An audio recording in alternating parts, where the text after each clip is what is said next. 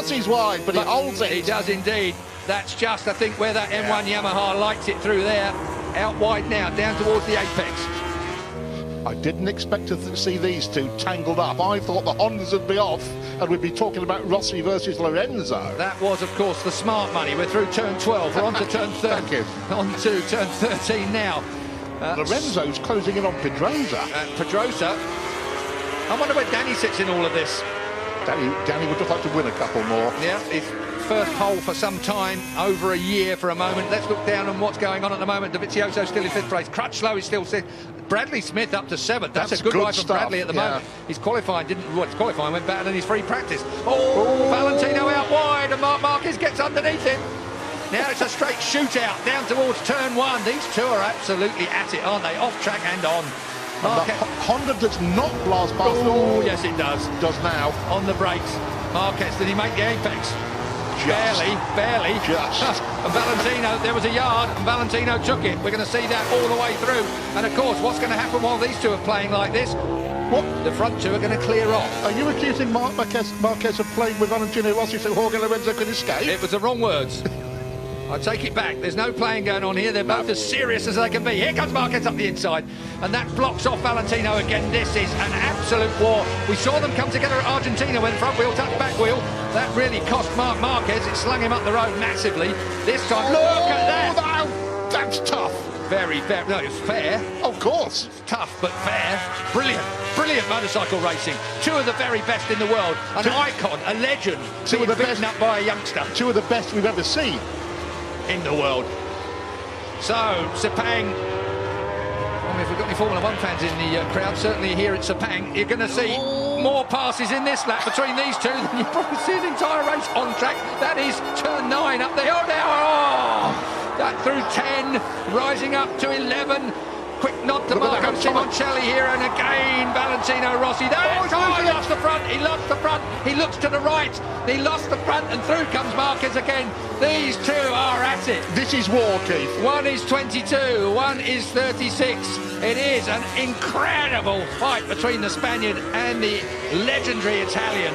And meanwhile, Pedrosa and Lorenzo are clearing off into the distance to dispute the lead. It is a 7/10 lead last time at the line. We'll wait and see whether Lorenzo... He has closed it down. Lorenzo is chasing Pedrosa and he's closing it down. Marquez now in 3rd place, has the better of Valentino Rossi.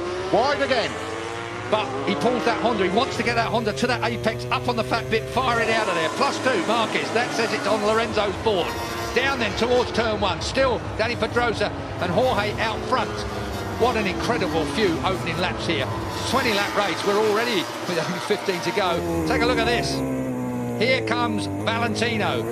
Marc Marquez early on the gas. He's not going to allow Valentino the opportunity. Did Valentino actually headbutt the back of the Repsol Honda?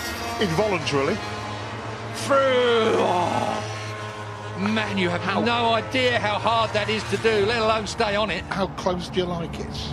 Oh, that close. Whoop, straight back through. That's a reflex action when a motorcycle slides out from underneath you. Your outside leg comes off.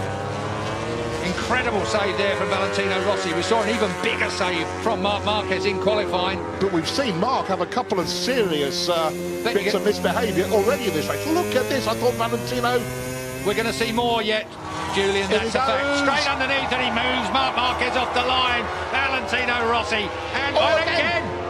Feet off the footrest, looks round. I wouldn't bother waving. This is Barry Sheen versus Kenny Roberts, 1979, ladies and gentlemen, and everybody's shaking their heads.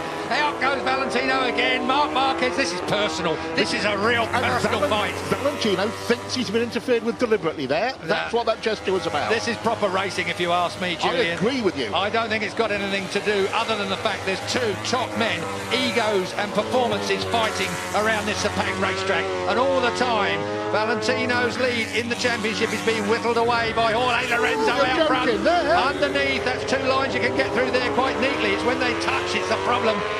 So, once again, Marquez in front of Valentino Rossi. The M1 and the Repsol 21-3V look so similar, Julian, around in different places on this track. Different motorcycles, different concepts, different strategies, but almost identical lap times. Meanwhile, Mr. Pedrosa... It was last time 6/10 at the last stop. It is 6/10 at the last stop. So Danny Pedrosa has brought it down, or it's come down by a tenth between the front two. Look at this. The conspiracy theories can the idea that Marquez had deliberately dropped back. We saw that motorbike slide from under him, make a couple of real nasty shapes. I don't think I'm even going there with a conspiracy theory. I don't believe that Marc Marquez is mucking about with Valentino Rossi. He's just not going to let Valentino Rossi have his own way. Whereas I think if Valentino had been slightly nicer to him, perhaps the mentality may have been that, OK, mate, you want it that bad, you can have it. Marc Marquez is always going to fight for a first place. Of course. I believe, and I believe that's where he'd be now. But the bike just didn't look quite capable of it. The bike has put him where he is my point, Keith. Back where Rossi is. Rossi, though, has done everything he can, and he'll want to limit that damage. He needs that third place.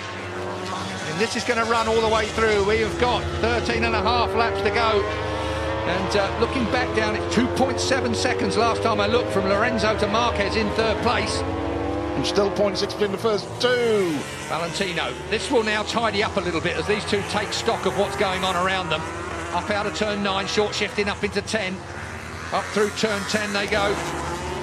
And as you look for 11, 65 mile an hour at turn 11, as a bit of curb comes Marquez's way and Valentino runs a little wide. Now that's turn 12. This is 140-odd mile an hour through there in third gear. It's a hell of a... Oh! And did Rossi stay on? He did, as we're at turn 13. Back to second gear now for the 55 mile an hour. Rossi runs him out! Rossi ran him out! There is going to be a race direction investigation over that. There is going to be Mike Webb at race direction. Is Valentino Rossi, the legend, going to get a penalty? He will get a penalty, I'm fairly sure of that. It almost looked like he looked up and nudged Marquez off the track. This is controversy that moves onto the track. We have had all the controversy off track and in the press conference. Now we have got real trouble coming the way. Let's have a look at it. Marc Marquez gets underneath him here. He's hard on Valentino Rossi there, but as they look across, again, give it a minute. Here we go. Marc Marquez shoves it up the inside. Valentino Rossi has to concede. It's fair from Marquez there. This is the point. Valentino looks at him and runs him out wide and then tangles up with him. I'm afraid, I'm very sorry, and I am a Valentino Rossi fan through and through, but that was not good riding. That was a personal swipe at the ex-world champion, the soon-to-be ex-world champion, and that is Marc Marquez coming down pit lane. Controversy here in Sepang. I can hear the stampede of Livio Supo's feet heading for Mike Webb's office. He left before Marc Marquez hit the floor. Mike Webb, race director, he's had difficult decisions to make all the way through here. HRC will be putting in a... There is Livio Supo, the man that's got this shaved head. He's not even following Marc into the seat, but I think everybody that saw that, well, I want to see it again, but that really looked like Valentino Rossi to me. Ran Marc Marquez wide, he was looking at him, he knew he was there. It's to be reviewed after the race, I'm told. Well, obviously. Sherlock comes to mind there. That. He's looking at him, he runs him out wide, look. And then he gets tangled up with him. I don't think he intentionally tangled with him. That's a point worth making. I don't think Valentino Rossi intentionally tangled with him, but he did intentionally running out wide, which caught part of the Repsol Honda motorcycle. Can I ask a question? How would you run out if you missed a gear?